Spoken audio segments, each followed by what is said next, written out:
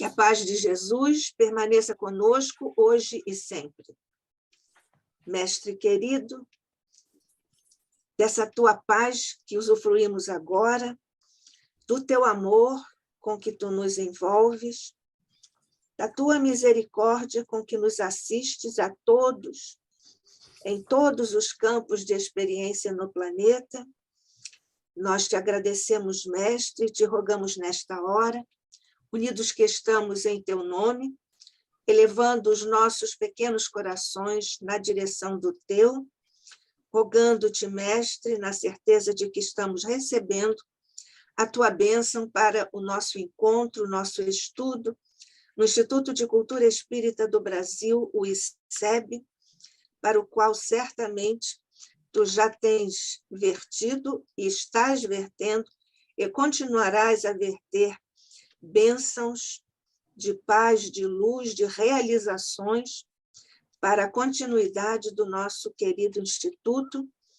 rogando-te ainda, Jesus, os recursos por sobre os nossos queridos mentores, representados por Deolindo Amorim e Jorge Andréa.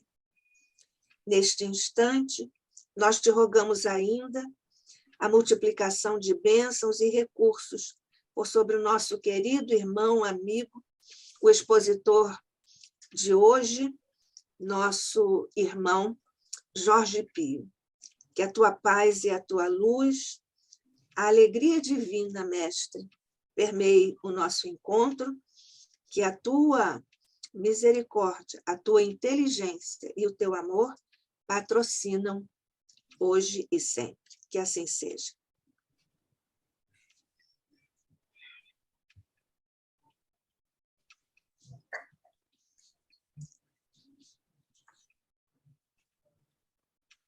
Nós vamos, então, agradecendo a presença e o estudo de Jorge Pio, nosso expositor de hoje. O Jorge Pio é médico formado pela Faculdade de Medicina da Fundação Técnico-Educacional Souza Marques, é médico por concurso público na Previdência Social, é professor associado na cadeira de alergia do Instituto de Pós-Graduação da PUC do Rio de Janeiro, está licenciado no momento, tem pós-graduação em Ensino Superior Lato Sensu pelo Instituto Brasileiro de Medicina de Reabilitação, é professor titular de Fisiologia e Fisiologia do Esforço do IBMR, que é o Instituto Brasileiro de Medicina de Reabilitação, é professor convidado na UFRJ, na área de alergia e imunologia, e na Clínica Médica da UERJ, a UFRJ é a Universidade Federal do Rio de Janeiro, e é lá que ele é professor convidado na área de alergia e imunologia, e também na Clínica Médica da UERJ, a Universidade do Estado do Rio de Janeiro, na cadeira de pneumologia, e também na Unirio, a Universidade do Rio de Janeiro, Federal, disciplina de alergia. É vice-presidente em exercício na Associação Médico-Espírita Serra Azul, a MESA, nos municípios de Miguel Pereira, Mendes e Paulo de Fronten, e é coordenador geral do Grupo de Estudos Espíritas Eurípides Barçanufo, em Mendes, no Rio de Janeiro. Jorge Pio vai nos falar hoje sobre inteligência, sentimento e vontade, a tríade da paz e do equilíbrio. Estamos com vocês, atentos, Jorge Pio. Bom dia, meus amigos. Que a paz aqui desejada na oração, nos votos que foram aqui colocados, possam, de fato, encher o nosso coração, a nossa mente, possamos trabalhar. Bem, a nossa conversa fraterna de hoje, o nosso bate-papo, ele foi imaginado pensando que nós temos uma vantagem competitiva muito grande. Nós, espíritas, temos uma vantagem competitiva no sentido do processo evolutivo, uma vez que nós somos detentores de um conhecimento, de um conjunto de informações que nos abrem um leque de conhecimento muito amplo e que vai muito além daquilo que a gente pode discernir com os 5 sentidos. Então, nós temos uma vantagem muito grande, mas eu penso que muitos de nós ainda não percebemos isso e ainda não fazemos uso desse arsenal de conhecimentos que temos, esse ferramental enorme, para facilitar as nossas vidas, dar condições de alavancarmos o nosso progresso, no sentido da busca daquilo que é esperado de nós, que é a busca da perfeição, não é? A busca do progresso, no sentido de ser perfeito, como perfeito é o Pai que está nos céus, como Jesus recomendou, e sinto que muitos de nós ainda não, estamos muito preocupados de sermos espíritas, mas ainda não nos preocupamos com a verdadeira e a principal necessidade que temos, que é de vivermos como espíritos. Quero repetir isso. Nós precisamos aprender a viver como espíritos. Porque é isso que somos espíritos. Estamos encarnados no momento, não é? E achamos que muitos de nós achamos que a vida, a maioria das pessoas acha, inclusive isso, não os espíritas em geral, mas a maioria das pessoas, que os que morreram, quer dizer, os que passaram para outra dimensão, estão mortos. E nós, que estamos encarnados, estamos vivos. Quando a gente devia pensar sempre que vivos estamos todos, sempre. Apenas com a avaliação de que, quando a gente desencarna, não é? Se é que a gente consegue desencarnar totalmente, nós estamos manifestados como individualidade. E, quando estamos encarnados, nos manifestamos como seres que estão vivendo uma personalidade. Então, nós somos personalidade quando estamos encarnados e somos individualidade quando estamos desencarnados. Sendo que, quando estamos encarnados, continuamos também sendo a individualidade encarnada, que agora, nesse momento, pela encarnação, veste uma vestimenta, tem uma vestimenta apropriada ao momento que está vivendo. E há uma definição muito interessante que eu vi, que nunca tinha entendido, mas que tenho pensado muito a respeito, e que depois fui ver que Leon Denis fala disso, é que a alma, quer dizer, Allan Kardec definiu a alma como o espírito encarnado. Mas eu descobri que a alma, na visão de Leon Denis, por exemplo, e de outros autores, é a mínima parte da individualidade encarnada. Quer dizer, nós não estamos completamente aqui, todos aqui. Tem uma parte enorme nossa que não está encarnada. O que está encarnado é uma parte do espírito que precisa melhorar nessa vilegiatura, nesse momento, nessa condição de personalidade. Não sei se me fiz claro na questão. Não sei se... Não sei. Mas então repete. Se você acha que tem essa dúvida, repete. Porque, veja só, a ideia de que estamos completamente encarnados nos deixa mais limitados ainda do que já somos, porque a encarnação ela provoca no espírito uma grande limitação, porque nós nos manifestamos no meio físico a partir dos nossos sentidos, dos sentidos fisiológicos, né? Dos 5 sentidos. E essa manifestação é muito parca, é muito reduzida para perceber tudo que está em torno de nós. É nesse sentido. Então, a parte que está encarnada é uma parte pequena. Tanto assim, é verdade que quando a gente está desdobrado, né, do corpo físico no momento do sono, nós conseguimos descortinar situações e solucionar problemas que, às vezes, durante a vigilância acordado, não conseguimos. E é um fato bastante recorrente, cientistas que conseguiram desvendar enigmas dos seus estudos a partir do momento em que se desdobraram em espírito durante o sono, acordando já com a solução do seu problema. Então, a vida se manifesta em nós em 2 momentos, né?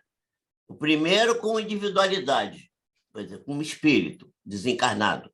E o segundo com personalidade, ou seja, espírito encarnado. Acho que eu repeti de outra maneira, mas tenho a impressão que agora parece que ficou mais claro. Então, a gente estando encarnado ou desencarnado, não importa, a gente está vivo, né? E de forma desejável, e é desejável, que nós, estando numa condição ou noutra, nós estejamos conscientes, estejamos com a capacidade de perceber o máximo dos estímulos que vêm de fora para dentro e dos estímulos que estão dentro de nós, que também não temos muito domínio, não temos muito conhecimento. Tanto isso é verdade que sabemos que o pensamento, não é? O nosso pensamento, ele atua sobre nós e só praticamente, talvez, menos de 5% dos pensamentos que temos, porque temos pensamentos que são gerados em nós e temos pensamentos que são absorvidos do meio externo, que também, às vezes, tomamos como nossos, mas que não o são. Não são pensamentos nossos, são apenas percepções que captamos, e tudo isso se faz de forma inconsciente, ou mais superficialmente, subconsciente, né? Inconsciente muito profundo e subconsciente mais superficial, mais na periferia, e pode ser percebido melhor. Daí Jesus ter nos recomendado para vigiar.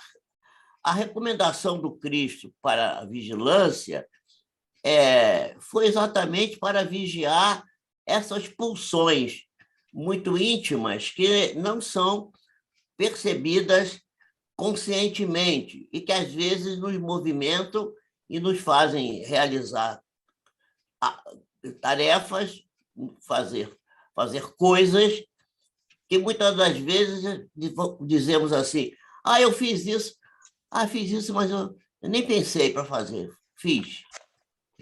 Uma coisa automática, pode ser, mas sempre a gente pensa, porque não há nenhum ato, nenhum fato da nossa vida de relação, da nossa vida comum, que seja realizado sem pensar.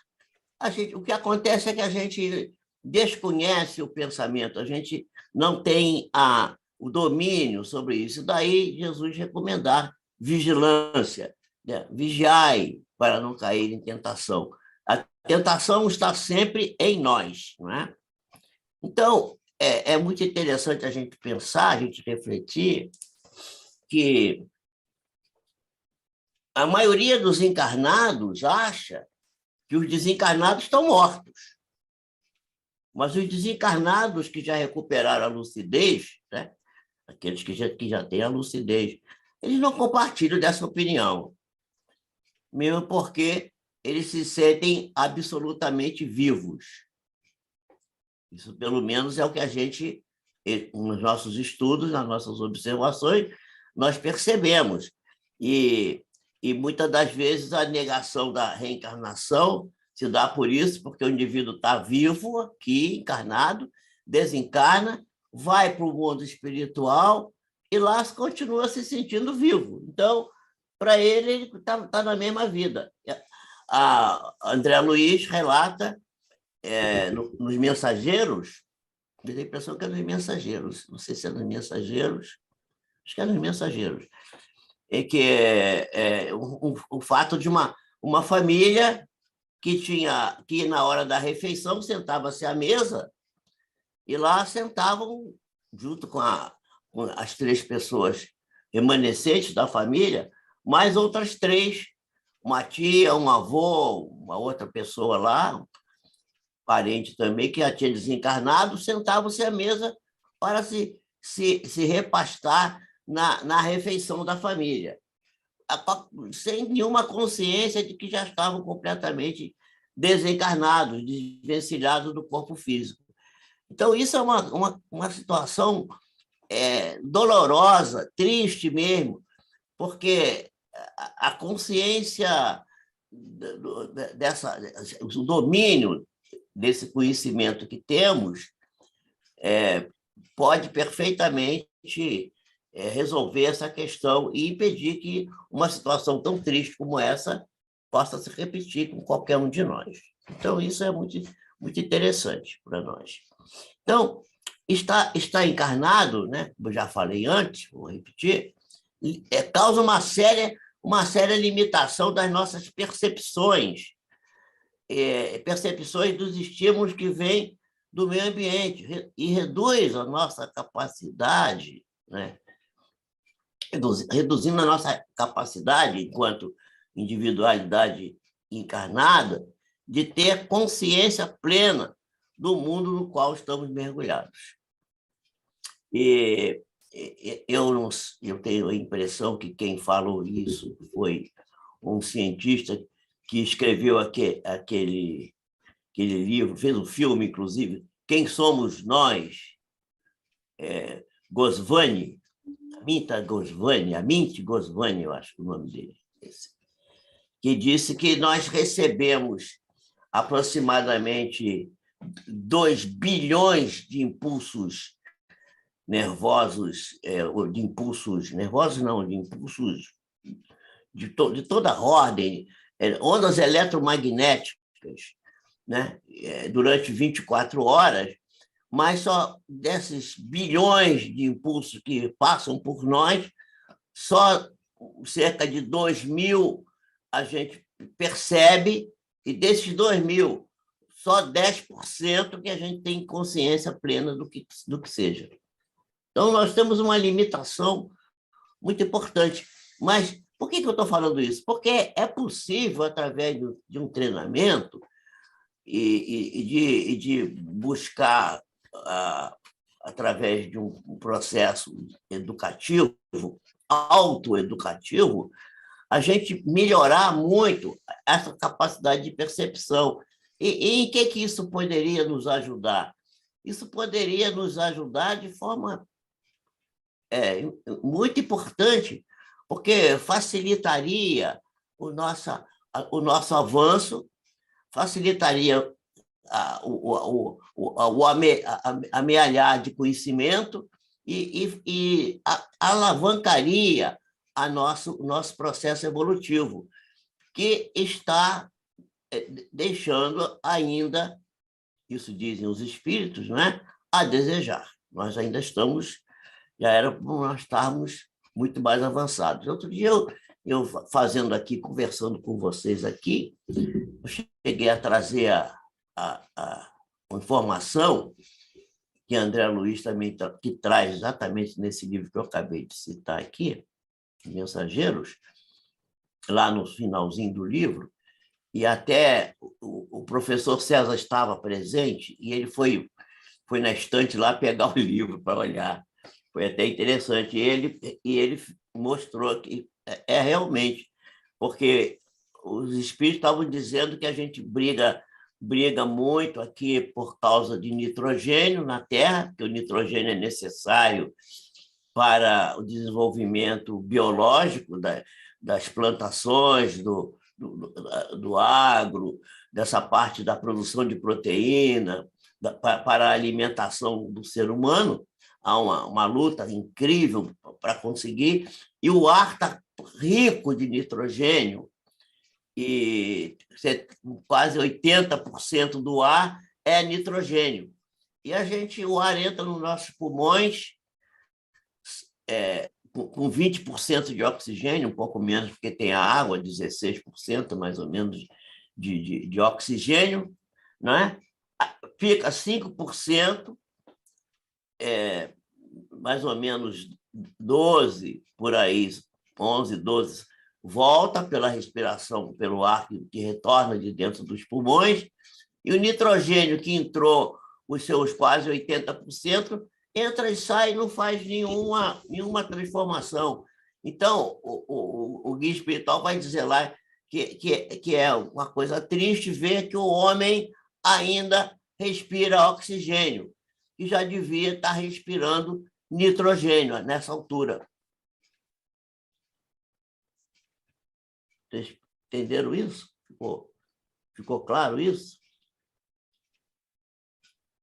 Hein, Nádia? Ficou bem aí? Para mim ficou. É bem impressionante, porque eu não lembrava desse detalhe, mas para mim é uma coisa bastante interessante. Eu nunca tinha pensado nisso. O Fabiano também acho que quer falar. Fala, Fabiano. Fala aí. E a Tudo Rosa bem, professor? também. Eu interrompi a Rosa. Desculpe, Rosa. Não. Pode falar, Fabiano. Para mim é muito, vamos dizer assim, complexo quando uma informação que vem dos espíritos confronta com o conhecimento científico.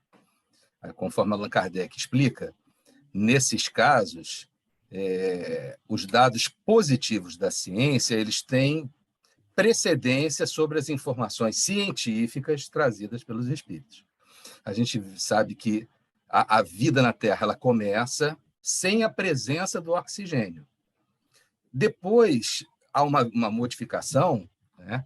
E os primeiros elementos que vão ser os ácidos nucleicos ou os complexos proteicos do futuro, eles só vão aparecer na Terra depois que surgem as plantas, né?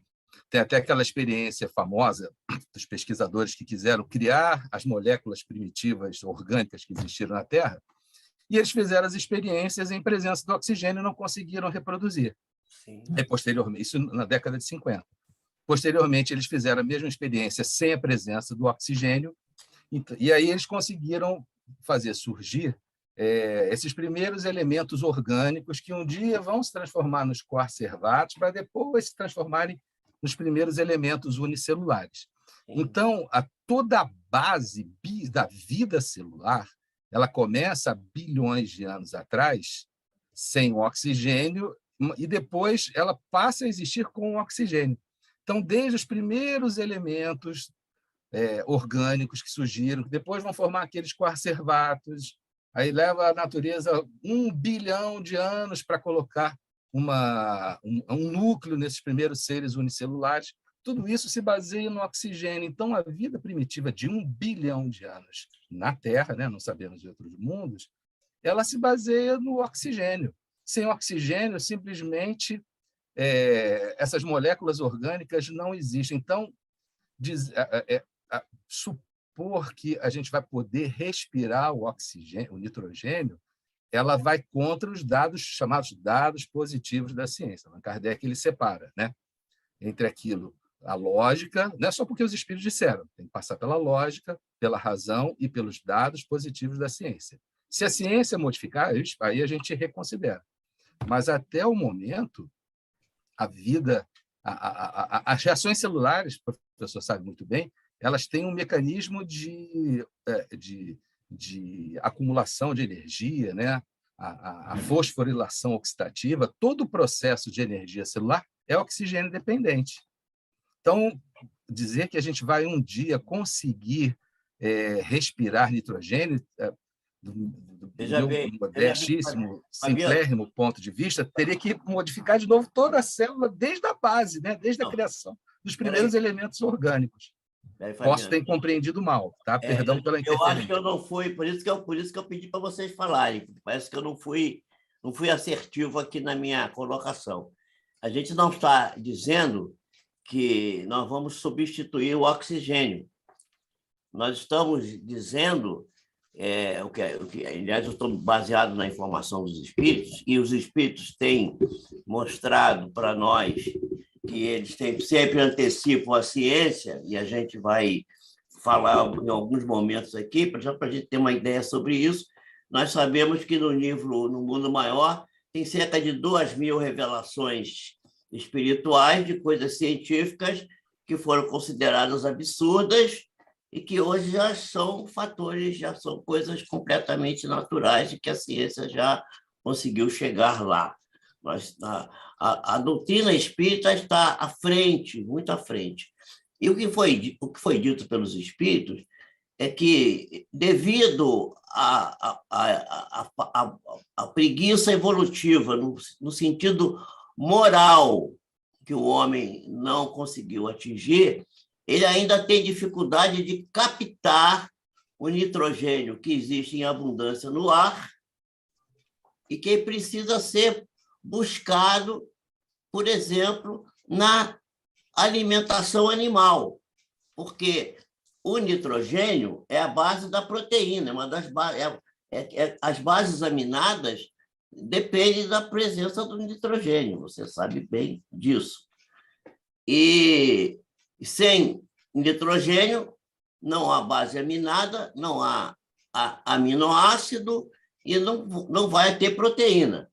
Então, nós temos uma luta muito grande para obter proteína para a nossa nutrição, e porque nos falta o nitrogênio. O nitrogênio nós não conseguimos captá-lo de maneira... Então, o que os espíritos estão dizendo é que, se a gente tivesse evoluído moralmente um pouco mais, avançado um pouco mais, que certamente nós estaríamos já hoje não precisando mais sacrificar os animais, porque nós teríamos uma fonte de nitrogênio retirada do próprio ar para servir de formação das bases aminadas. É evidente que isso é uma completa transformação do processo fisiológico, do processo bioquímico do corpo humano, mas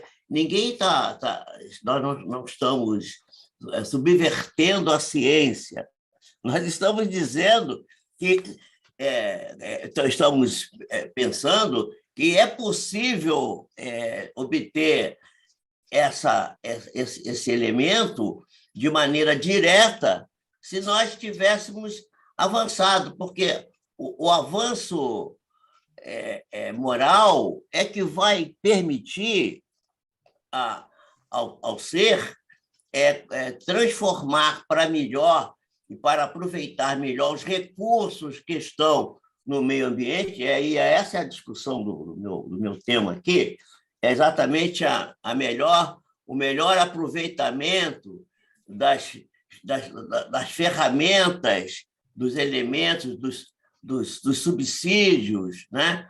Dos insumos que temos ao redor de nós e que nós ainda não sabemos aproveitar devido ao nosso processo de ignorância, né?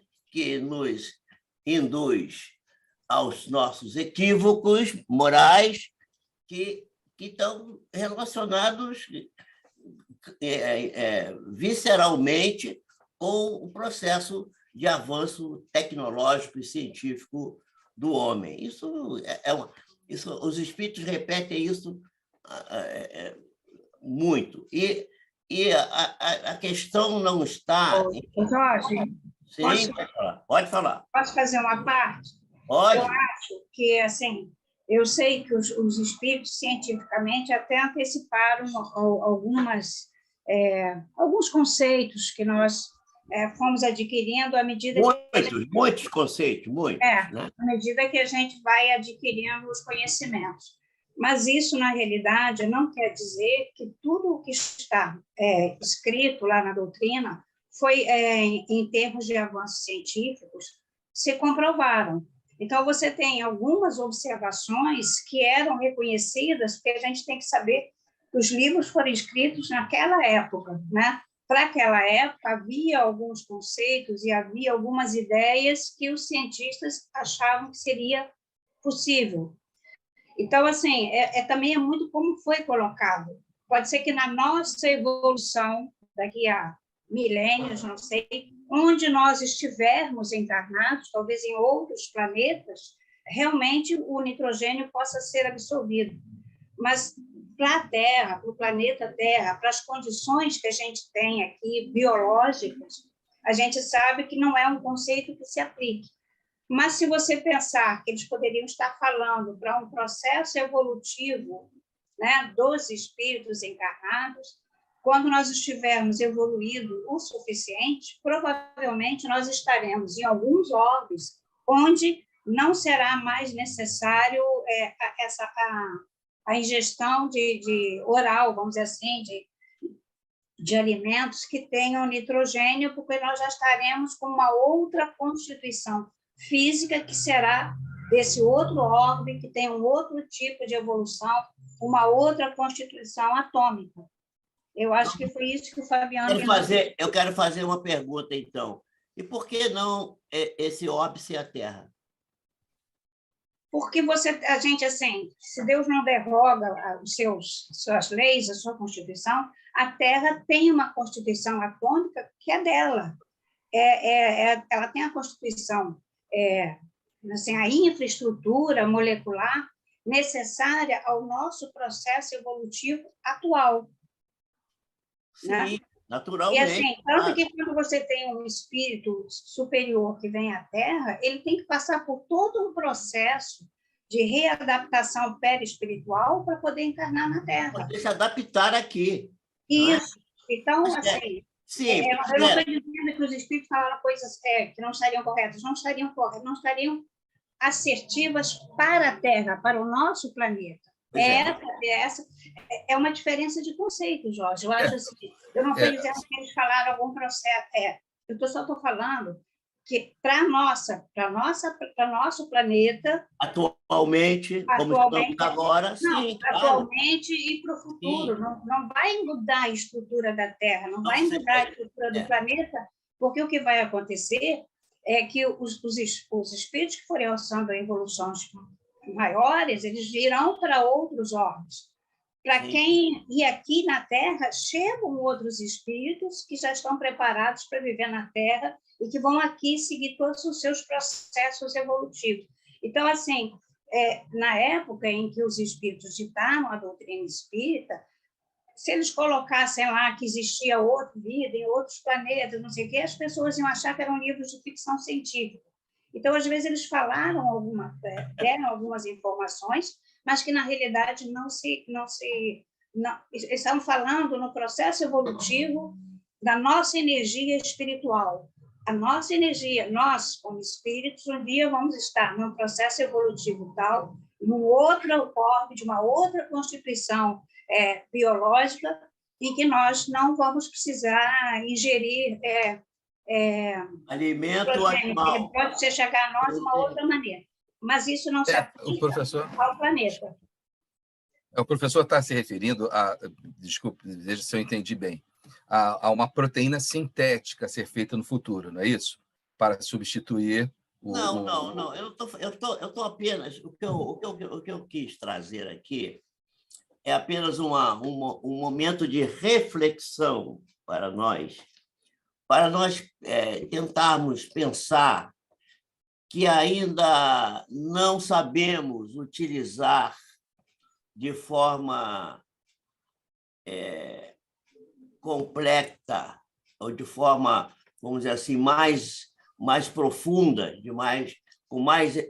usar mais elementos de todo o ferramental, de todos os subsídios, de todos os insumos que a própria natureza nos fornece. Nós ainda estamos num patamar evolutivo extremamente reduzido. Os espíritos têm nos advertido que nós precisaríamos, de certa forma, dar um salto. Como é que é dar um salto? A natureza não dá salto, né? A natureza caminha no seu passinho aí. Mas o salto é moral, no sentido moral, porque na medida que o que está escrito lá no livro do André Luiz, quer dizer, da série A Vida no Mundo Espiritual... Eu estou procurando, mas ainda não achei, viu? Os Mensageiros, lá bem para o finalzinho. O que está descrito lá, eu citei apenas isso como um exemplo, mas eu não quero ficar preso nisso, porque é evidente que se a gente pudesse obter nitrogênio diretamente, era muito melhor. Eu não sei se seria esse o método melhor, não tenho competência para chegar a essa conclusão. Mas nós temos nitrogênio, professor. Nitrogênio, ele é até na forma líquida. O problema é que ele tem uma temperatura baixíssima, né? O nitrogênio está no ar, o azoto é nitrogênio, o nitrogênio está no ar. Sim, ar mas também... Tem 80%, Fabiano, o ar é composto de 80%, 79%, vira qualquer coisa, de nitrogênio. 20... Sim, mas o nitrogênio... Espera aí um pouquinho, deixa eu... Não, desculpe, perdão. Concluir meu raciocínio. Cerca de 20% de oxigênio e os gases raros. Isso é o ar em estado seco. O ar que nós respiramos, ele não é estado seco, ele tem umidade, ele tem água. Então, o oxigênio cai para 16 e pouquinho, e o nitrogênio cai para 16, o nitrogênio também cai um pouco, e aí entra a água, né, com uma parte bastante importante, dependendo da temperatura, né, das condições de pressão e temperatura. Então, você tem a quantidade maior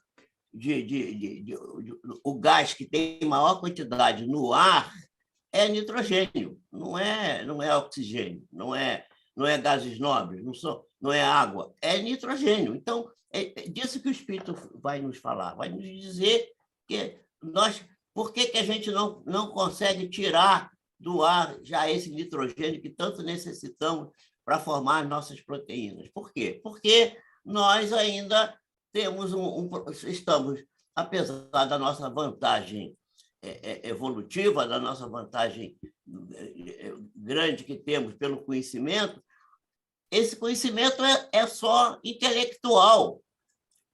Nos falta a base do conhecimento e da prática, da moral. O problema ético da humanidade tem freado muito o desenvolvimento da própria estrutura orgânica nossa. Isso é repetido muito. E a Rosa falou, por exemplo, que na época que a doutrina espírita foi escrita e tal. Isso aí não é da época da doutrina, isso aí é de 1940. Isso é 1947, quando foi publicado a obra do mundo, A Vida no Mundo Espiritual, do André Luiz. É uma coisa bem mais recente, embora antes dos anos 50, né, da metade do século passado, a gente sabe que a ciência já tinha muitas limitações. Mas do século XIX para cá, a evolução foi enorme. Mas nós continuamos... Isso a gente tem na medicina, Fabiano, Rosa. nós temos na medicina. A medicina ainda tem recursos, por exemplo, você faz uma tomografia computadorizada por exposição de pósitrons e você não consegue ver um processo evolutivo patológico que está ocorrendo, porque ele ainda está numa outra fase, que ainda esse recurso, que é avançadíssimo, não consegue detectar. O raio-x, eu tenho isso, eu vejo na minha vida profissional todo dia. O nosso belo recurso, que é o raio-x, não consegue detectar uma série de alterações que vão se manifestar mais adiante, depois. Quer dizer, quem faz o diagnóstico é o tempo. Gente, e a gente com tanto recurso, vai esperar um tempo para fazer o diagnóstico. O diagnóstico tem que ser feito pelo médico e pelos equipamentos que o médico dispõe para fazer o diagnóstico. Mas nem sempre a gente consegue, porque os recursos que temos ainda são muito pobres. E nós vemos que, no plano de vista espiritual, médiuns curadores, pessoas que têm mediunidade de cura, são capazes de detectar alterações. Há um cientista, um físico quântico, chamado Patrick Drouot, que é também um médium, né? Ele não chamamos ele, não é chamado de médium, porque ele não é espírita, ele é uma pessoa, do ponto de vista filosófico, agnóstico, digamos assim, né? E ele é um cientista, mas ele é um paranormal. Ele tem uma experiência que foi feita com ele, que ele foi colocado dentro de uma caixa de chumbo e os médicos tinham na sua mão envelopes com o histórico e diagnóstico de alguns pacientes. E foi pedido a ele foi colocado numa caixa de chumbo com tubo só para ele poder respirar e para poder receber um pouco de líquido, né? E foi colocado ali e foi feito, então, uma experiência na qual, conforme está descrito no livro dele, né? São vários os livros do Patrick Drouot, eu não sei se vocês tiveram oportunidade de lê-lo, de estudá-lo, mas ele tem várias obras na qual ele descreve fenômenos interessantíssimos. E aí diz lá que ele tinha a possibilidade, entre aspas, de entrar no corpo do paciente. E foi pedido a ele que fizesse uma varredura, né, dentro da estrutura biopsíquica daqueles pacientes que estavam ali em estudo. Os pesquisadores não tinham conhecimento do diagnóstico, estava lacrado no envelope. Então, há um caso que foi relatado, que ele fez essa varredura numa pessoa e disse assim, encontrei isso, disse tudo que ele encontrou. Encontrei também uma alteração no rim direito, na altura do polo superior do rim direito, e lá eu fiz uma intervenção e corrigi, porque estava se formando ali uma alteração que ia desenvolver um tumor.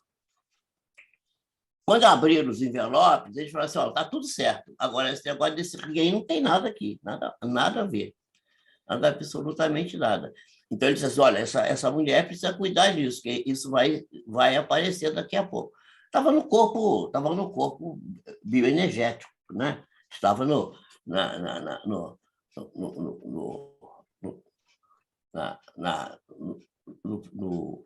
centro, na estrutura organizadora biológica, né? No MOB, né? Então, passado alguns anos, passado 2 ou 3 anos, de fato, essa mulher desenvolveu essa lesão nesse local que ele falou que ele tinha tentado corrigir e tal, mas não tinha conseguido fazer completamente, comprovando que ele, de fato, tinha penetrado naquela estrutura. Então, são coisas que a gente sabe que nós ainda estamos muito atrasados. Devemos ficar entristecidos? Não, nós temos que estar muito felizes, nós temos muitos recursos hoje, o arsenal é fantástico. Mas, meus amigos, as pessoas continuam muito doentes, continuam adoecendo do mesmo jeito. O arsenal terapêutico é enorme, o arsenal para exame é uma parafernália, uma tecnologia brutal de laboratório para fazer pesquisa, e isso não diminuiu de forma expressiva, embora tenha aumentado a idade das pessoas, as pessoas estão vivendo mais por causa das vacinas, por causa das medidas de profilaxia, etc. Mas a gente continua ainda adoecendo muito. E nós que trabalhamos na frente de batalha, continuamos assoberbados, cheios de pacientes, muita gente doente, cada vez tem mais doenças aparecem. Tudo isso é reflexo da nossa condição moral, não há nenhuma dúvida disso. Mas os recursos que temos, que são fantásticos e foram de um crescimento muito grande, ainda não deram ao homem a tranquilidade, o equilíbrio, a estrutura, de dizer assim, não, agora a gente está conseguindo dominar as doenças continuam fazendo muito estrago ainda, e as pessoas continuam muito adoecidas, né? Doenças novas surgem, doenças velhas voltam, e a gente está... Eu não sou uma pessoa pessimista, eu sou um homem otimista, alegre, feliz, satisfeito, e tenho muito sucesso no meu trabalho como médico. Eu tratei pessoas com esse fantástico vírus aí, o SARS-2, Covid, né? Covid-19. Eu tratei cerca de 200 pacientes particulares, porque eu não faço mais hospital, só faço clínica particular. Tratei a maioria deles tratados via online, sem ser presencial, porque a pandemia estava graçando, e eu não tive nenhum óbito, não tive óbito. Eu vi muito óbito aí, mas os doentes que passaram pela minha mão, graças a Deus, né, felizmente, nenhum foi a óbito, todos se recuperaram, todos estão muito bem, obrigado.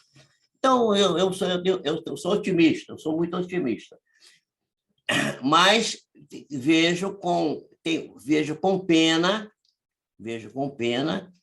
o fato da gente não usar de maneira melhor os recursos que a gente tem. Eu não estou falando dos recursos científicos, eu estou falando dos recursos científicos e estou falando dos recursos espirituais. Eu penso que não há essa dicotomia, que os recursos espirituais e os recursos científicos são uma e a mesma coisa, porque ambos são criação de Deus, estou permitido por ele, e Deus não cria barreiras para as suas obras. É mais ou menos como aquela questão que está lá no Evangelho segundo o Espiritismo, da aliança da ciência com a religião, em que Allan Kardec vai dizer que, abrindo o texto lá, ele vai dizer assim: a ciência e a religião são duas alavancas do progresso do homem, ambas criação de Deus, e não pode uma se opor à outra, elas têm que estar sempre juntas. Então, essa é a minha posição. Minha posição é de querer juntar as coisas para que a gente possa viver melhor, porque a intenção toda e o objetivo dessa apresentação de hoje é simplesmente fazer a gente pensar que a gente pode fazer alguma coisa para melhorar mais rápido. Cada um fazendo no seu nicho, né? Cada um fazendo no seu ponto. Não sei o que vocês pensam sobre isso. Alguém quer falar alguma coisa, mas parece que você queria falar mais, Fabiano, alguma coisa. Não sei se eu fui claro na minha colocação. Eu não estou aqui sendo iconoclasta. Eu não quero destruir o trono da ciência. Eu não estou aqui para... Eu não tenho a teoria do martelo, do Friedrich Nietzsche, né? Que queria derrubar tudo. Não é isso. Eu quero fazer a gente pensar para a gente ver se a gente pode melhorar alguma coisa. Rosa, quer falar alguma coisa? Não, tá tudo bem. Tudo bem. Tá Gostei muito. A gente pode ter algumas divergências de interpretação da parte da ciência, mas eu gostei muito das suas colocações. Tá, então vamos continuar. Cadê a nossa Sherman? Cadê a nossa Sherman? Ela está aí? Eu acho que ela caiu por alguma razão. Ela deve estar voltando. Tá bom. Deve ser a internet. A internet às vezes faz essas maldades com a gente. Pois é, então, como a gente tem uma menor percepção dos estímulos que vêm do meio ambiente, quando eu falo do meio ambiente, estou falando do meio ambiente físico, mas também do meio ambiente... Jorge, eu posso fazer uma pergunta? Aproveitar. Pode. Aqui é para debater mesmo. A gente sabe que a gente não tem muita percepção, quer dizer, a gente tem menos percepção do que poderia ter, porque tanto a nossa visão como a nossa audição, elas são limitadas. Muito. Nosso corpo físico, a gente vê muito menos do que vê em outros seres vivos da Terra, a gente escuta menos do que escuta. Sim. Então, assim, mas essas provavelmente são o que nós precisamos para poder, provavelmente, evoluir em outros sentidos. Sim. Talvez a gente precise evoluir muito no sentido moral e até estar apto à evolução científica. Sim. Né? Então, eu acho que é lógico que, de vez em quando, aparecem umas raridades, como esse cientista que você falou, que tem umas percepções mais ampliadas, né? Sim. Mas esses talvez até sejam permitidos pelo mundo espiritual para a gente perceber que a gente poderia estar, talvez, já um pouco mais evoluídos à frente, né, no tempo, se nós tivéssemos evolução moral para isso. Isso. Então, vem para nos mostrar, olha, vocês poderiam até fazer isso. Como Jesus disse que a gente poderia fazer muito mais, mas vocês ainda não evoluíram moralmente o necessário para isso. Entendeu? Então, eu vejo muito assim, com essas divergências que às vezes existem. Mas, por outro lado, eu acho que a energia divina, ela é muito sábia, né? Se ela nos deu essas limitações, é porque nós temos muitas outras características morais a evoluir ainda antes de poder aumentar essas percepções visuais e auditivas e, a partir daí, ter uma outra evolução na ciência. É dessa maneira que eu penso. Então, há estudiosos que têm afirmado que nós não temos 5 sentidos só. E nós temos os 5 sentidos, que são os biológicos, mas nós temos 26, segundo dizem, né? 26 sentidos que nos permitem captar o meio externo e o meio interno, porque também a consciência não pode se desenvolver só para perceber o que está fora, mas também perceber o que está dentro. A pessoa não faz uma meditação, uma avaliação da importância que tem todas as coisas que funcionam, por exemplo, dentro do corpo físico, no sentido biológico. Por exemplo, a gente estuda função cardíaca e esquece que o que faz o coração bater, do ponto de vista fisiológico, não é o sistema nervoso propriamente dito, embora ele tenha função importante, mas é um processo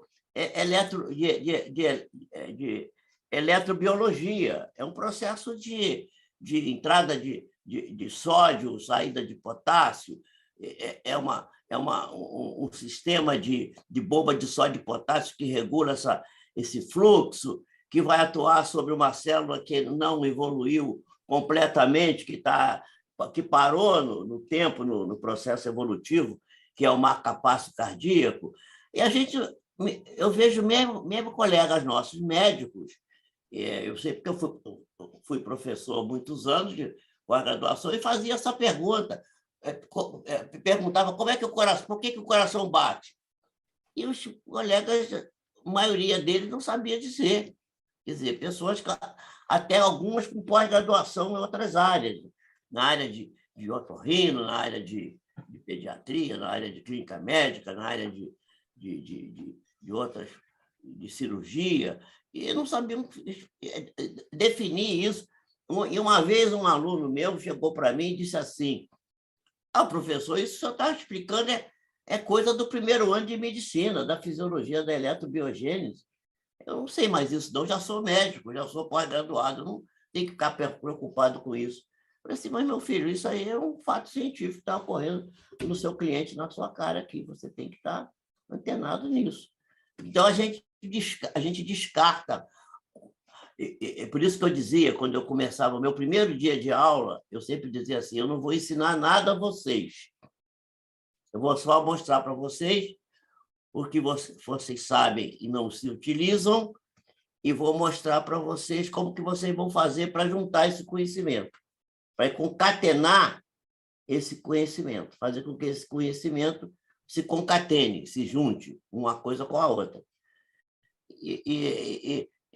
Mas o senhor não vai ensinar nada? Eu falei assim, não precisa, vocês já sabem tudo, está tudo dentro de vocês. Vocês só não sabem que sabem. Então, é mais ou menos o que está acontecendo conosco, né?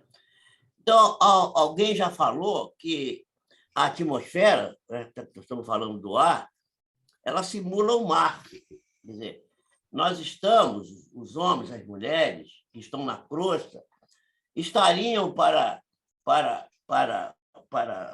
assim, o mar, não é? Os peixes que estão no fundo do mar, que moram nas profundezas marinhas, né? Lá no fundo, e que nada enxergam além da escuridão abissal. Os seres marinhos da profundeza do oceano vivem numa profunda escuridão. E alguém já comparou que nós também vivemos aqui na Terra, como nós estivéssemos dentro dessa atmosfera, esse mar de ar que está em torno de nós, aqui no fundo, e ainda numa profunda escuridão, sem saber o que se passa lá na superfície. Da superfície, que estamos falando da atmosfera, quer dizer, já no plano praticamente extrafísico. Alguém já disse isso, né? De fato, os nossos 5 sentidos, como você bem disse, Rosa, eles são extremamente limitados, né? E bastaria que nós nos armássemos de um microscópio e de um telescópio para a gente comprovar essa limitação, né? Se a gente armar a vista, por exemplo, né, de um microscópio ou de um telescópio, a gente vai desvendar o mundo micro e o mundo macro enorme fora de nós, que nós não conseguimos detectar com a limitação da vista desarmada. Isso é para a gente poder, mas a gente não pode ignorar isso. A gente tem que ter isso sempre na nossa mente, porque o processo evolutivo nos remete a nós termos consciência plena, quer dizer, ter ideia, viver o dia a dia da nossa vida com essa consciência de que, além da nossa capacidade de ver, de sentir, de ouvir, de provar, de sentir cheiro, etc., tem um mundo enorme com o qual nós não podemos descartar e que deveremos tentar buscar, de alguma forma, para servir de elemento estimulador para o nosso avanço, para nos sentirmos mais confiantes, mais plenos, mais tranquilos, mais equilibrados, né? E quando eu dei o título para essa questão aqui, inteligência, sentimento e vontade, exatamente que são os 3 elementos para o equilíbrio, para a saúde, eu exatamente estava pensando nisso. Porque a individualidade, por exemplo, quando desencarna, pode carregar consigo, se ainda não gozar da situação de progresso intelecto-moral avançada, de grande parte da limitação gerada pela matéria física, né? A matéria grosseira, o que faz alguns espíritos usarem uma expressão chamada, que eles chamam assim, o próprio André Luiz usa isso num determinado momento no livro Nosso Lar. Assim, eu era um homem desencarnado. Um homem, quer dizer, ele não diz assim, eu era um espírito desencarnado. Ele fala um homem. Um homem é alguém que está ainda com alguns resquícios, com algumas coisas da vida física, carregando, mesmo já estando no plano espiritual. Isso é atribuído a essas pessoas que carregam hábitos, que carregam alguns vícios grosseiros da vida física, mesmo estando já albergados na dimensão espiritual. E é uma coisa que a gente tem que procurar, desde agora, já se forrar, para não se transformar também, daqui a pouco, quando a gente desencarnar, num homem, numa mulher desencarnada, mas sim num espírito completamente desprendido da vida física, para fazer com que o processo evolutivo possa seguir adiante na vida espiritual, né? Bom, mas eu queria dizer que as minhas próximas apresentações elas vão praticamente versar sobre o mesmo tema, porque eu dei nomes diversos, mas o assunto é o mesmo, tá? O tema é exatamente buscar um aumento, um alargamento da nossa capacidade perceptiva para que nós possamos nos sentir mais confortáveis e avançarmos evolutivamente um pouco mais rápido, uma vez que nós somos detentores de conhecimentos, somos detentores de um arsenal enorme de conhecimentos que a doutrina espírita nos faculta e que nos permitiria, de maneira bastante farta, nos fazer avançar mais rápido do que temos avançado até aqui. Então, vamos falar da inteligência, que é um dos temas, né? Porque é inteligência, sentimento e vontade. E a gente vai dizer o seguinte, que a inteligência ela funciona a partir de esquemas cognitivos que circulam e que perfundem a estrutura do corpo, que perfundem a mente, que perfundem o espírito, e que sempre é o resultado das experiências anteriores, desta vida, de outras existências, construindo os pensamentos que, de forma contínua, são emitidos por nós. E, na grande maioria desses pensamentos, não são percebidos, como eu já falei antes, eles fluem nos movimentos de forma subconsciente e inconsciente. São pensamentos que constroem as nossas crenças. E já disse Bruce Lipton vai dizer isso e vai mostrar isso de maneira muito bonita e clara, de que a saúde e a doença são extremamente influenciadas pelo nosso sistema de crenças. Essa opinião é partilhada por outros especialistas, né?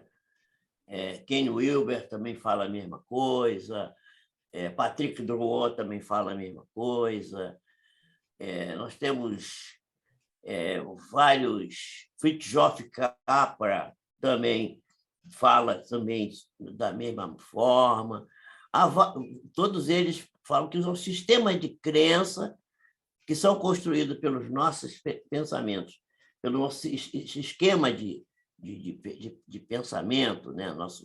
A nossa estrutura, o nosso mapa de pensamento, que são construídos pelas nossas experiências da vida atual, experiências que ocorreram em experiências passadas.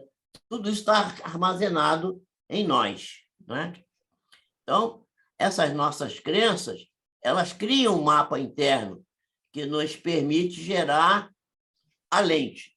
Que lente? A lente com a qual olhamos o universo e que nos rodeia. É o universo que também está em nós, né?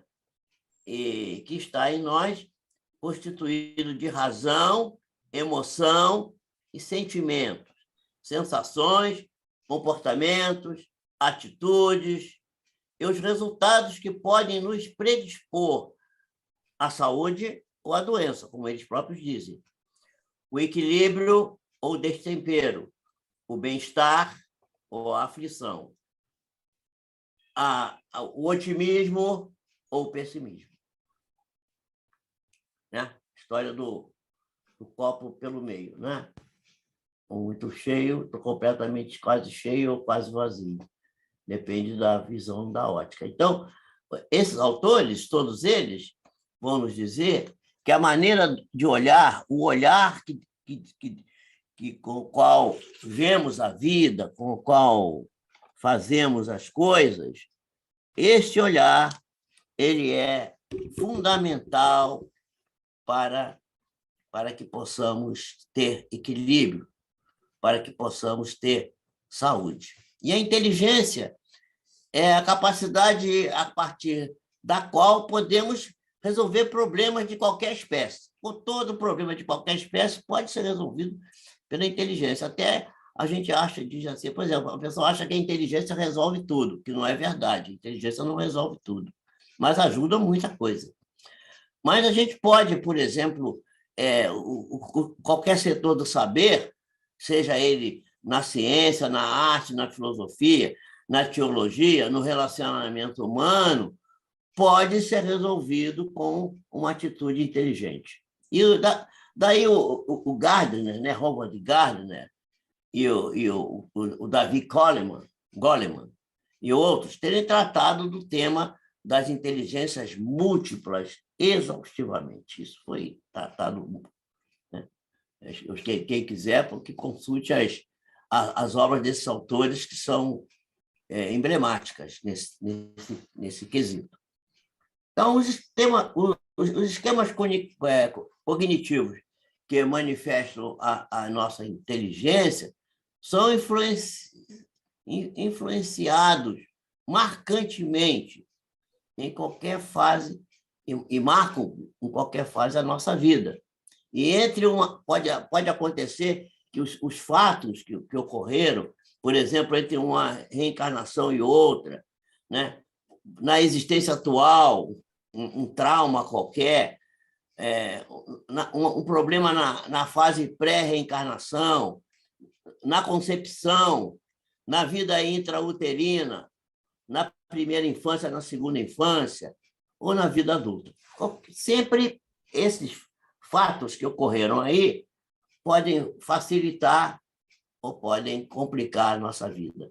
Há uma teoria, inclusive, que se diz que a pessoa terá ânimo, né? ou não terá ânimo, será depressiva ou será animada. Uma das influências muito sérias sobre isso é a questão se ela foi bem desejada, querida durante a fase gestacional, ou se ela foi fruto de um fato fortuito e de um acontecimento que não foi muito desejado e que depois, a partir de um certo momento, passou a ser aceito. Isso pode influenciar de maneira terrível à vida de uma pessoa. Então, o homem é um ser pensante, no dizer de Joana de Ângeles. Ela diz que, na Terra, somente o ser humano, né, é possuidor dessa extraordinária peculiaridade que permite a ele se identificar-se no ambiente em que vive, em que está situado, compreender a magnitude do universo e descobrir os mecanismos que o podem auxiliar a crescer. Essa é a teoria que a gente está tentando trazer aqui. Quer dizer, o homem tem a peculiaridade fantástica de pensar, né? De cogitar, de perguntar e de tentar descobrir. E isso é uma forma, né, de fazer crescer. Bem como fazer com que bem como é uma forma também de resolver os desafios que a vida nos oferece e que nós estamos toda hora enfrentando esses desafios. Os desafios são sempre, a gente até brinca dizendo assim, não peça paciência a Deus, porque aparece um problema para você treinar a sua paciência. Ele vai ter cada vez mais problemas.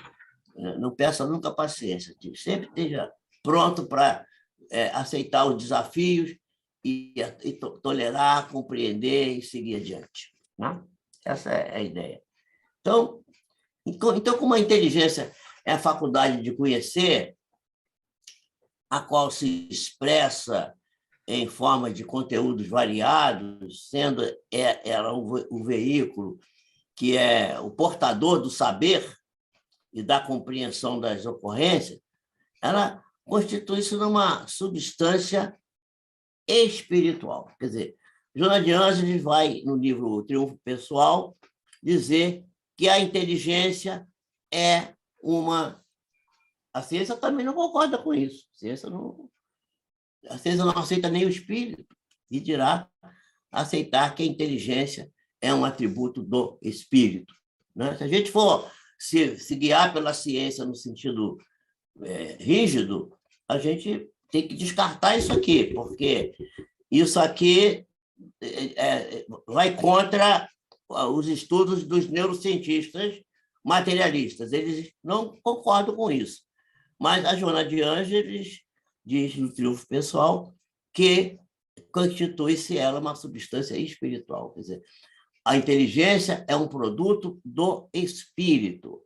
Eu prefiro ficar com a Joana de Ângeles. Então, essa capacidade, né, ela nos permite a adaptação, né? A inteligência nos permite a adaptação a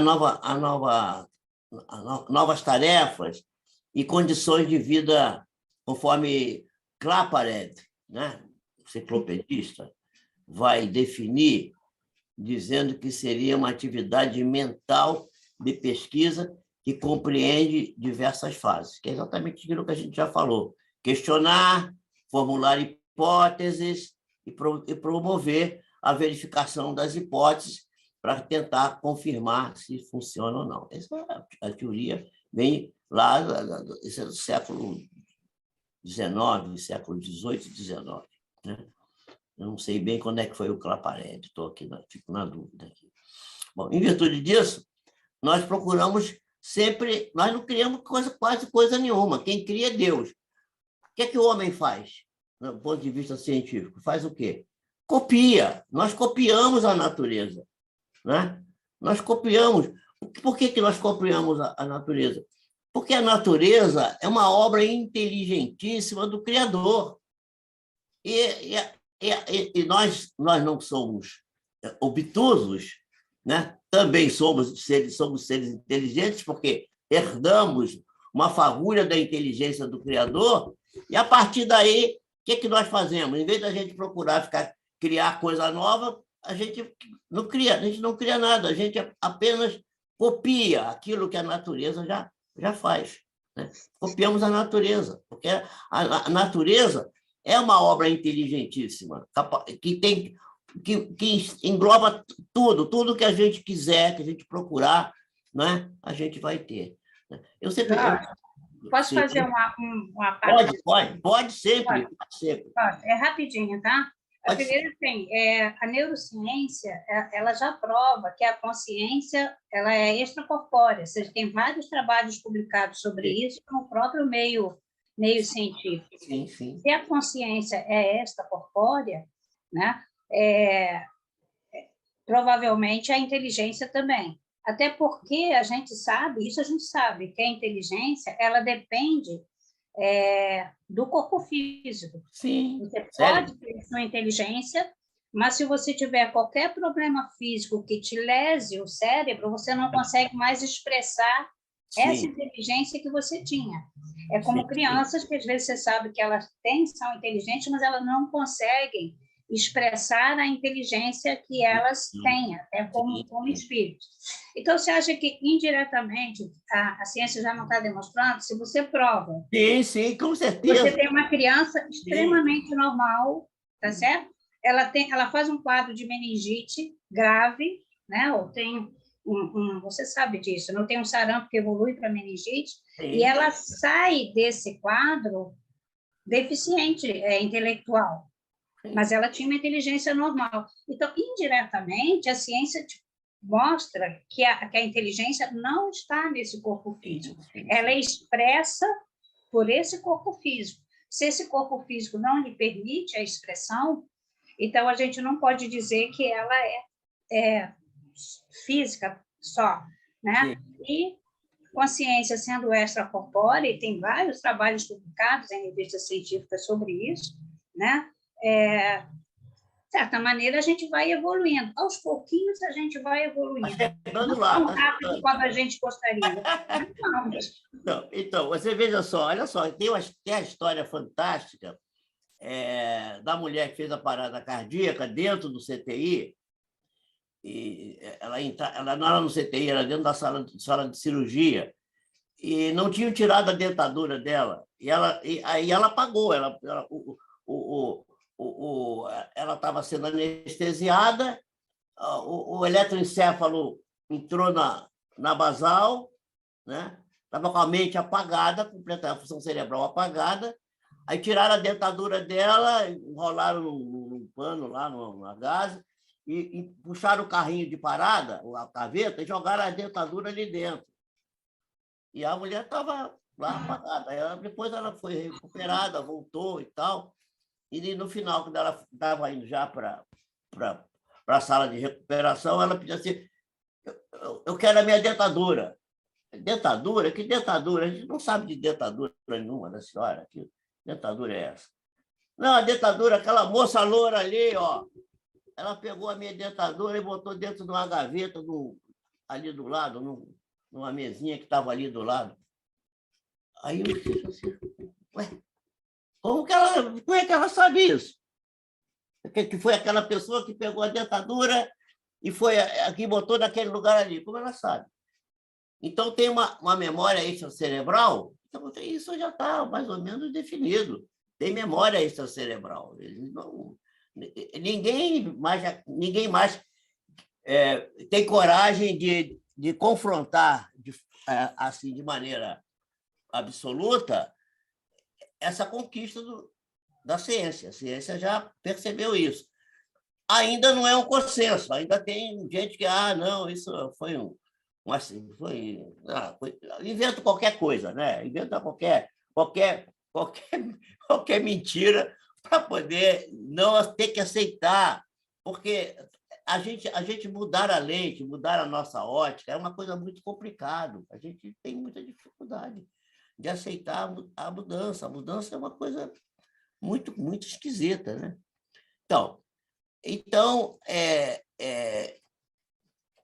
essa obra inteligentíssima do Criador e essa cópia que fazemos acaba por conferir para nós um enriquecimento de alta significação, embora por ignorância e, às vezes, até por perversidade, né, tenhamos, às vezes, contribuído para a destruição da própria natureza, esquecidos que, com a mesma medida que medimos a obra perfeita que nos cerca, também seremos medidos, conforme está lá no Evangelho de Lucas, no capítulo 6, versículo 38. Com a mesma medida que medires, também serás medido. Isso é para aqueles que querem destruir as coisas da natureza. Você, outro dia, fez uma conferência aqui, Rosa, que eu gostei demais, em que você falou do meio ambiente, da preservação, e falou da ação do homem na destruição. Você é expert nisso, você falou disso. Então, não vou falar isso para você, porque não vou ensinar o missal ao padre, né? O padre sabe o seu missal. Muito bem. Então, a gente poderia agora, para a gente fechar, nos últimos minutinhos que nos restam, temos aí 5 minutos, né? O sentimento e a emoção. No início, nós temos instintos. Isso quem está falando é um espírito, eu vou dizer aonde.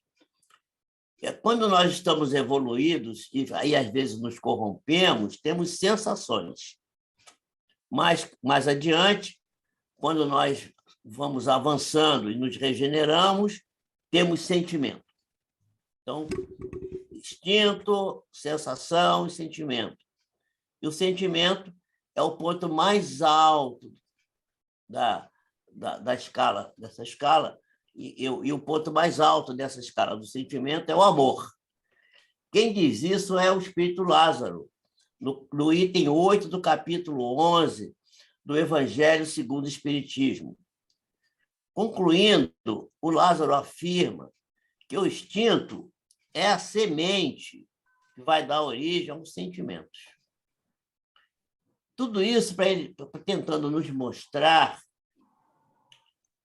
que o caminho trazido pela doutrina de Jesus, que é a doutrina espírita, porque a doutrina espírita nada mais é do que uma releitura, uma leitura amplificada do Evangelho do Cristo, não é? Para dizer que essa doutrina está sintetizada no amor. O amor é que sintetiza toda a doutrina de Jesus. E o amor, segundo João, lá na sua epístola, primeira epístola, no capítulo 8, no item 8, ele vai dizer que Deus é amor. Deus é amor. Então, nós temos que nos voltar para Deus. Daí, Jesus ter dito que a gente ama a Deus sobre todas as coisas, de toda a tua alma, de todo o teu entendimento, todo o teu sentimento, e ao próximo como a ti mesmo. Nisso estão reduzida toda a lei e os profetas. Quando ele falou toda a lei e os profetas, ele disse assim, todo conhecimento nosso está sintetizado aí. Nisso aí está sintetizado a ciência, a arte, a tecnologia, a religião, a teologia, todo o saber do homem está sintetizado nisso. Toda a lei e os profetas aí está sintetizado. Quando a gente lê, acha que a lei só que é a lei natural, a lei divina, a lei de Deus, mas a lei divina e natural, conforme está lá na parte 3ª do Livro dos Espíritos, nada mais é do que a manifestação da própria ciência. A própria ciência está embutida ali, não é? A ciência, não só a ciência física, natural, mas também a ciência voltada para as letras, a ciência voltada para as questões do homem, a sociologia, né? E outras vertentes do estudo do homem, a antropologia, está tudo sintetizado ali, gente. Se a gente puder reler a obra kardeciana com olhos do conhecimento da ciência atual, nós vamos ver que, de uma forma muito sábia e muito abrangente, tudo que que está hoje diante de nós, em termos científicos, e o que vai vir ainda, que está vindo muita coisa, e nós estamos num momento de grandes avanços. Eu estou vendo aqui minha filha de 18 anos estudando engenharia de software. Eu fico assim, ó, de boca aberta. Eu fico de boca aberta, porque eu falo assim, gente... E ela própria, que é uma jovem, que está estudando, assim, papai, é uma coisa impressionante. Ela está no segundo período agora. Olha, o que tem de coisa a gente não faz ideia e do que está vindo por aí. E tome coisa. E a velocidade é tão grande que a gente não consegue acompanhar. Então, tudo isso... Mas tudo isso já está na obra do Kardec, tudo isso já está na obra que Jesus trouxe. Na doutrina de Jesus já está tudo isso lá, gente, embutido. A gente só não vê quem não tem olhos de ver, quem não quer prestar atenção. A gente tem humildade de ver que aquilo ali já está prevendo tudo aquilo que a gente precisa saber. Então, o Emmanuel vai dizer assim, ó, faz uma frase fantástica. Você desculpa, eu sou médico, eu trabalho com ciência, mas eu não acho que a medicina seja uma ciência, eu acho que a medicina é uma arte.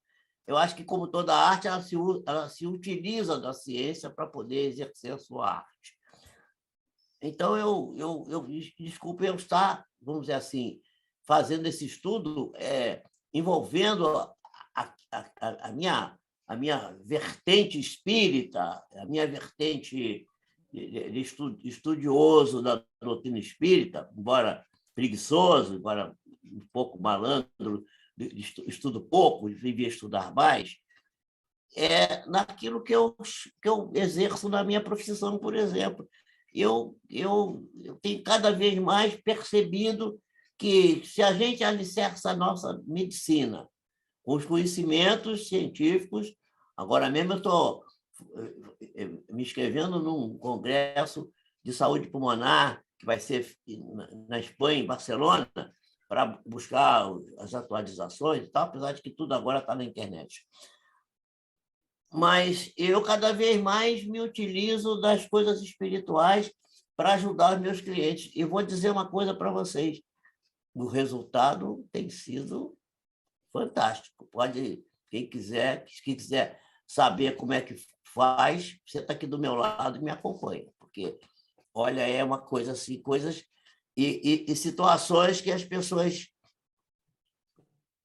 dizem assim, não tem jeito, isso aí é irreversível, e reverte.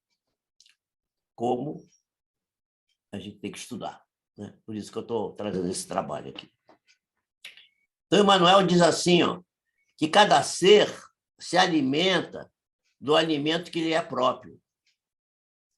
Então, por exemplo, o corvo, ele se alimenta de carniça, mas a abelha retira o néctar das flores, se alimentando com parte dele e produzindo mel, que o ser humano se utiliza. Mas o ser humano, ele se alimenta de quê? Diz Emmanuel que nós nos alimentamos de emoções. Gente, isso é muito sério. O ser humano, o corvo de carniça, a abelha de néctar das flores, e o humano se alimenta de emoção. Eu não saberia dizer onde que ele escreveu isso, porque são muitas obras, algumas eu anoto, outras eu deixo passar. Essa passou. E também... Alguém quer falar? Uma coisa aí? Não. Também, oportunamente, ele disse, Emmanuel, né, que ainda mantemos, infelizmente, 90% do nosso interesse voltado para o estômago e para o sexo. Ou seja, no nosso dia, 90% do nosso tempo, 90% da nossa energia, 90% da nossa força de construção está voltada para o estômago e para o sexo. Ele diz assim, a alimentação é sagrada, é uma coisa de Deus. O sexo também. O cuidado com a prole, com a procriação, né? E Deus não deu o prazer do sexo e o prazer da mesa em vão, para ser usado, para ser utilizado.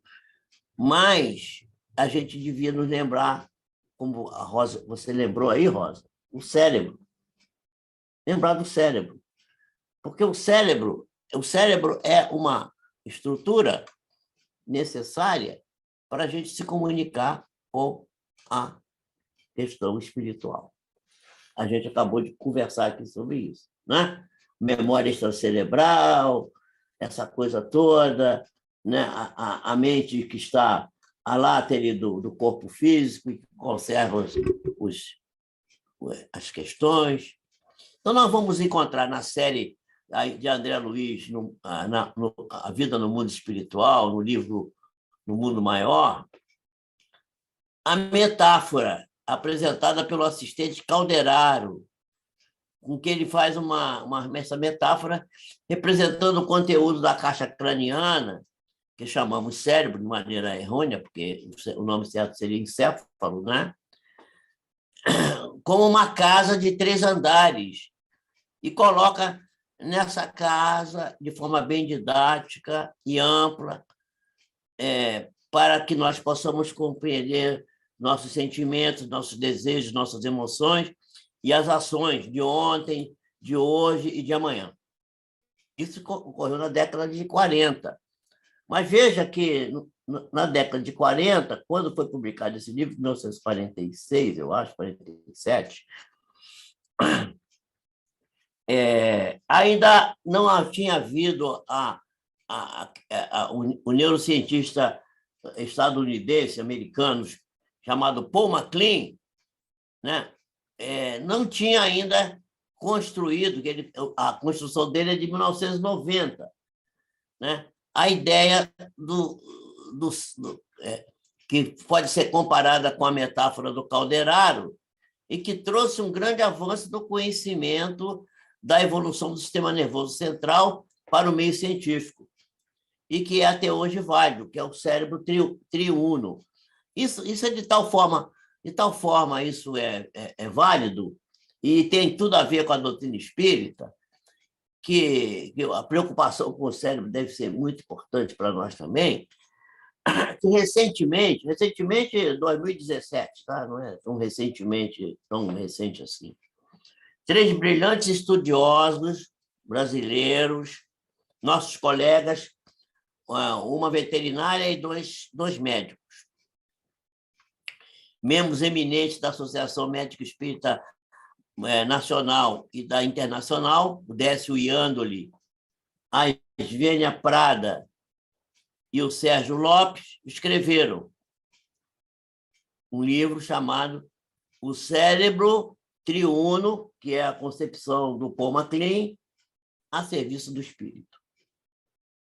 Esse livro é imperdível. É um tratado volumoso a respeito do assunto. Nós vamos ter oportunidade de explicitar melhor esse assunto nos nossos futuros encontros aqui. Eu vou falar disso. Por enquanto, nós vamos dizer que os 3 andares estão relacionados com a vida vegetativa, o mais antigo, o primeiro andar, chamado também de cérebro reptiliano, o cérebro R, que é o cérebro do instinto. Um que se chama M, é um pouco mais recente, como se fosse uma casca de uma cebola, né? Com as suas diversas camadas. Então, o mais interno, que é o M, que é originário dos mamíferos, ligado à emoção. E o mais recente de todos, que é o chamado de RR ou R2, tem várias nomenclaturas, responsável pela vontade e pela razão. E terminando, então, acho que nós já passamos, né, no tempo. Eu vou terminar com uma frase aqui. O grande filósofo do espiritismo, Leon Denis, afirma que a vontade é das maiores potências da alma. Isso ele vai dizer no livro fantástico que ele escreveu, chamado O Problema do Seu Destino da Dor.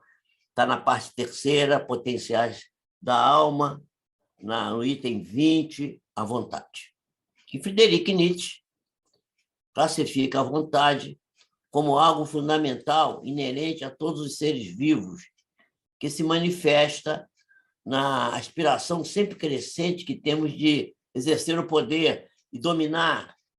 Seria a faculdade de bem conduzir as aspirações, objetivando encontrar a compensação na paz íntima.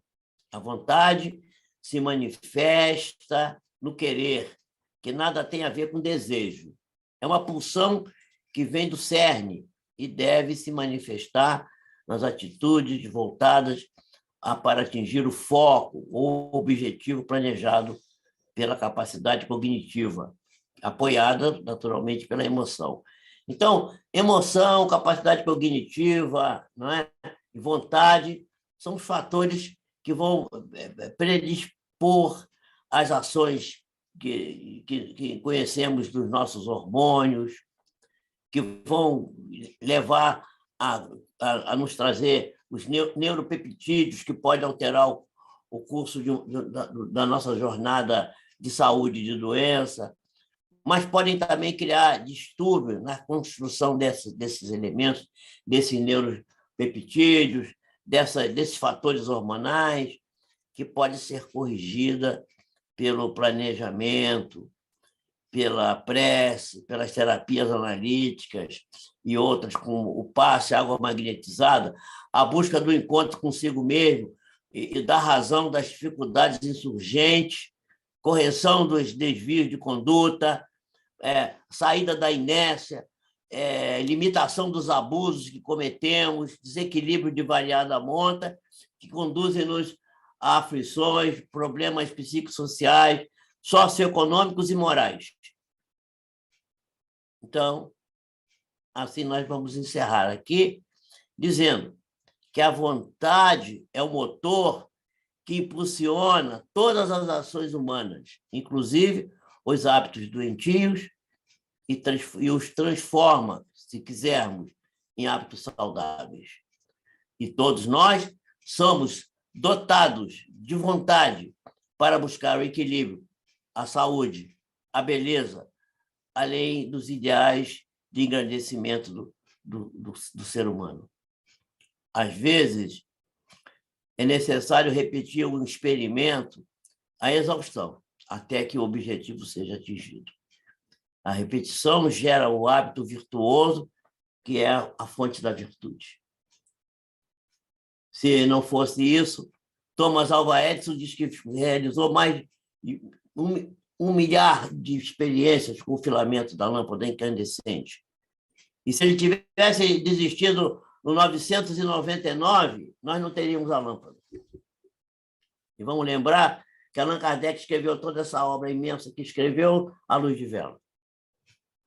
Então, a saúde das emoções se inicia quando acordamos da vida subconsciente e automática em que vivemos normalmente, para buscar uma análise persistente das nossas verdadeiras necessidades, sendo a mais importante de todas: amar a si mesmo, amar a vida, viver e deixar viver, se alegrando com o sucesso do outro, como se fosse o nosso próprio sucesso.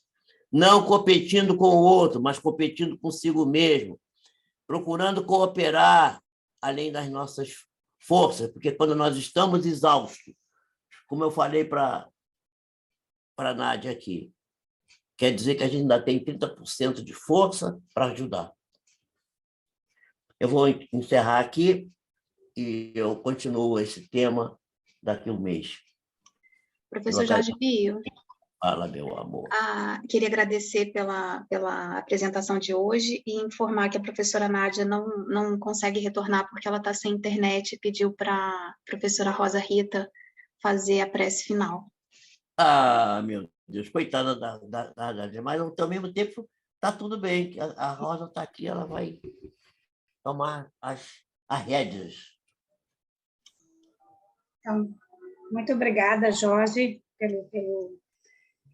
pelos conhecimentos que você nos trouxe, né? por tantas informações que nós vamos ter que processar e até algumas dar uma relida, né? Porque é isso que tem de bonito na doutrina espírita, é a nossa certeza de que temos que estudar e nos atualizar e buscar as informações sempre, né?